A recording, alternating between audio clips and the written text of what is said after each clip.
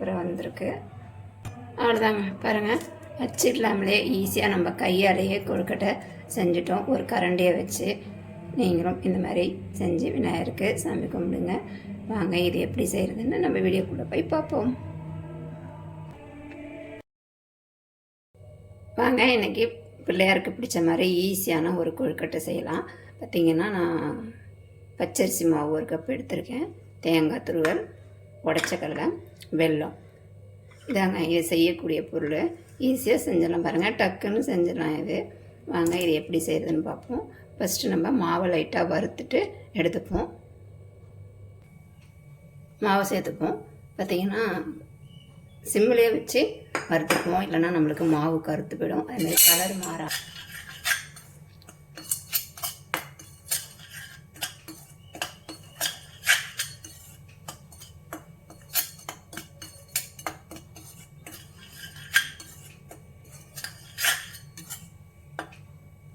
அடுப்பை ஸ்லோவிலே வச்சு நம்ம வறுத்து எடுத்துக்கலாம். கையில் வச்சோம்னா நம்மளுக்கு மாவு நல்லா கருகி விடும். லைட்டாக சூடு வந்தால் போதும், ரொம்ப நேரம் வறுக்க வேண்டாம். இப்போ அதை நல்லா சூடு ஏறிச்சு. இப்போ அதே பாத்திரத்தில் நம்ம தண்ணி சேர்த்துப்போம். 1 கப்புக்கு 1.5 கப்பு தண்ணி சேர்த்துப்போம்.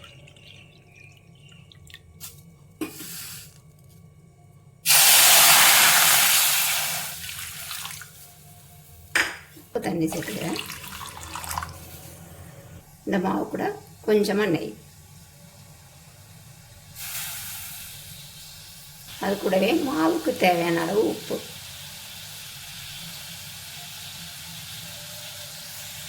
பாருங்க, தண்ணி கொதிச்சிருச்சு. இப்போ நம்ம வறுத்து வச்சுருக்க மாவை இது கூட சேர்த்துப்போம்.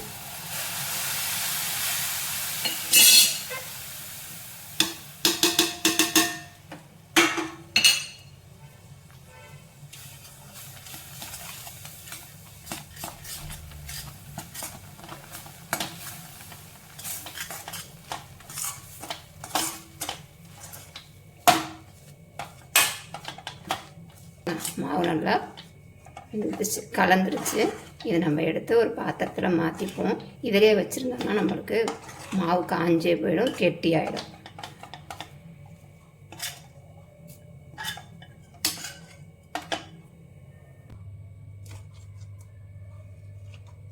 பார்த்திங்கன்னா நான் இலையில் வச்சுருக்கேன். இதில் ஆறிட்டு இருக்கட்டும். இதை ஆறுற நேரத்தில் நம்ம பூரணம் ரெடி பண்ணிப்போம்.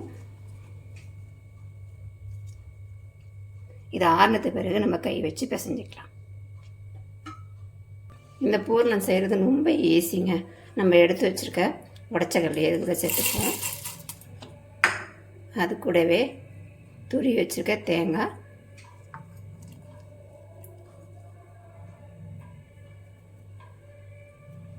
இது ரெண்டையும் குறைப்பாக அரைச்சிட்டு வந்துடுவோம்.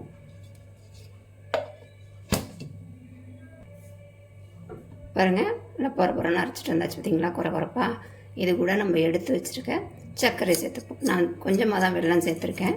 நீங்கள் கருப்பட்டி, நாட்டு சர்க்கரை எது இருந்தாலும் சேர்த்துக்கோங்க. நான் பார்த்திங்கன்னா வெல்லம் சேர்த்துருக்கேன். இது கூடவே கொஞ்சம் ஏலக்காய் தூள் சேர்த்துப்போம்.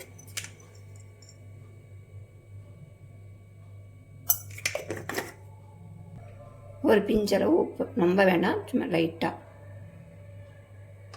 இது ஒரு சுற்றி எடுத்துகிட்டு வந்துடலாம். தண்ணியெல்லாம் ஊற்ற வேண்டாம், இந்த வெள்ளத்தோடதே போதும். அவ்வளோதாங்க, பூர்ணம் நம்மளுக்கு ஈஸியாக செஞ்சிடலாம். பாருங்கள், சூப்பராக வந்திருக்கு. இனிப்பு எல்லாமே கரெக்டாக இருக்குது. இது ஒரு பாத்திரத்தில் எடுத்து வச்சுப்போம். நான் உடைச்ச கடலை சேர்த்துருக்கேன். நீங்கள் உடைச்ச கடலைக்கு பதில் வேர்க்கடலை இருக்குல்ல, அதனால் வறுத்துட்டு தோல் எடுத்துகிட்டு இது மாதிரி சேர்த்துக்கிட்டிங்கன்னா அதுவும் ஒரு பூர்ணமாக ரெடி ஆகிடும். ஒரே மாதிரி கடலைப்பருப்புலேயே செய்யாமல் இந்த மாதிரியும் வித்தியாசமாக செஞ்சு வைங்க. விநாயகருக்கு எப்படி செஞ்சு கொடுத்தாலும் பிடிக்கும். பாருங்கள், நல்லாயிருக்கு, சூப்பராக வந்திருக்குங்க. இது அவ்வளோதாங்க, மாவையும் பிசைஞ்சு எடுத்தாச்சு. இது பார்த்திங்கன்னா நான் வீட்டில் அரைச்ச மாவு தான் நான் வீடியோவாக போட்டிருக்கேன். பாருங்கள், அந்த மாதிரி செஞ்சு வச்சிட்டோம்னா நம்மளுக்கு எப்போனாலும் எடுத்து நம்ம கொழுக்கட்டை, இடியாப்பம் எல்லாமே செஞ்சுக்கலாம். அப்போக்கு எப்போ போய் கடையில் வாங்க வேண்டியதில்லை. இந்த மாவை இந்த மாதிரி உருண்டை பிடிச்சி எடுத்துப்போம். உங்களுக்கு தண்ணி பத்தாத மாதிரி இருந்தால் லைட்டாக கையை நனைச்சிக்கிட்டு மாவை பிசைஞ்சிக்கோங்க. எனக்கு பார்த்திங்கன்னா கரெக்டாக இருக்குது.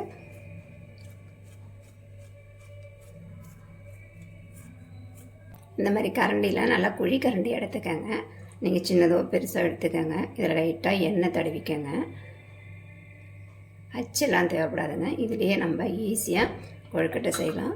நம்ம உருட்டி வச்சுருக்கோம் இல்லையா மாவு, இந்த மாவை இப்படி நல்லா அழுத்திட்டு இப்படி வச்சு பிடிச்சிக்கோங்க. கரண்டி ஃபுல்லாக வர்ற அளவுக்கும் நம்ம மாவை குழியாக்கிக்கலாம். இப்படி வச்சு நவுத்திக்க வேண்டியதாங்க.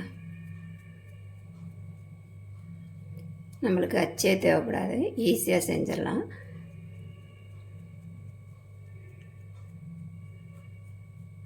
பார்த்திங்கன்னா நம்மளுக்கு ஒரு கிண்ணம் மாதிரி வந்துடும்.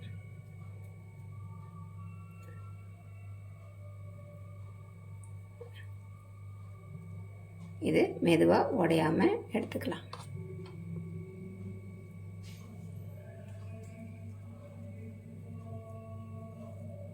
எடுத்துட்டேன் பாருங்கள். இதை நடுவில் நம்ம கையில் வச்சு நம்ம ரெடி பண்ணி வச்சுருக்கோம் இல்லையா பூர்ணம், இதை இதுக்குள்ளே வச்சுக்கலாம்.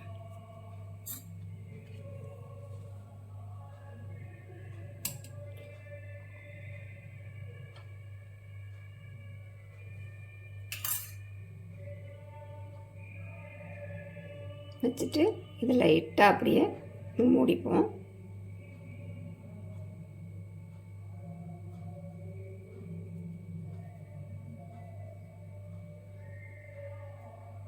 நான் சின்ன கரண்டியாக எடுத்துட்டேன், அதனால் எனக்கு கொஞ்சம் இதாக இருக்குது. நீங்கள் கொஞ்சம் பெரிய கரண்டியாக எடுத்துக்கோங்க.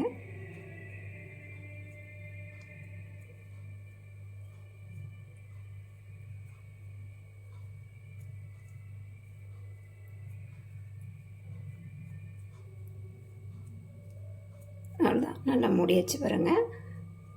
இப்போ நம்ம இந்த ஸ்பூன் இருக்கு இல்லையா, ஸ்பூனோட பின் சைடு இருக்குல்ல, இதை வந்து இப்படி அழுத்தி விடுங்க. லைட்டாக அழுத்தினா போதும், ரொம்ப அழுத்தினீங்கன்னா உள்ள பூர்ணம் வெளில வந்துடும். லைட்டாக சின்ன சின்ன கூடாக போட்டோம்னா நம்மளுக்கு அழகாக கொழுக்கட்டை கிடச்சிருங்க. இல்லை எனக்கு இந்த டிசைன் வேணாம் அப்படின்னு நினச்சிங்கன்னா அப்படியே ரவுண்டாகவே உருட்டியும் வச்சிடலாம்.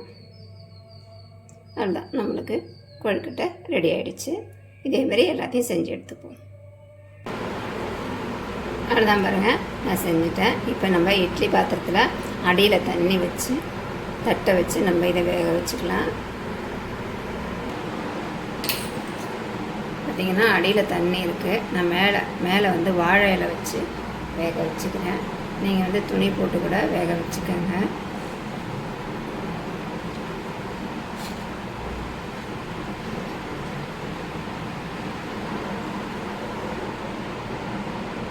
அடியில் இட்லி பானையில் தண்ணி வச்சு மேலே தட்டு வச்சு இலை வச்சு நான் இது ஒரு 5 நிமிஷம் வேக வச்சுக்கிறேங்க. அவ்வளோதாங்க, நம்ம வேக வச்ச கொழுக்கட்டை ரெடி ஆகிடுச்சு. இந்த மாதிரி நீங்களும் ட்ரை பண்ணி பாருங்கள். விநாயகர் சதுர்த்திக்கு சூப்பராக வந்துருப்பாருங்க. அச்சு இல்லைன்னு கவலைப்பட வேண்டாம். அதே மாதிரி பூரணம் ரெடி பண்ணணும்னு கவலைப்பட வேண்டாம். இந்த மாதிரி பொட்டுக்கடலை தேங்காய் சர்க்கரையை வச்சு ஒரு ஈஸியான கொழுக்கட்டை ரெடி பண்ணியாச்சு. வீடியோ பிடிச்சிருந்தா லைக் பண்ணுங்கள், ஷேர் பண்ணுங்கள், கமெண்ட் பண்ணுங்கள். மறக்காமல் சேனலை சப்ஸ்கிரைப் பண்ணுங்கள். இன்னொரு வீடியோவில் சந்திப்போம். பாய்.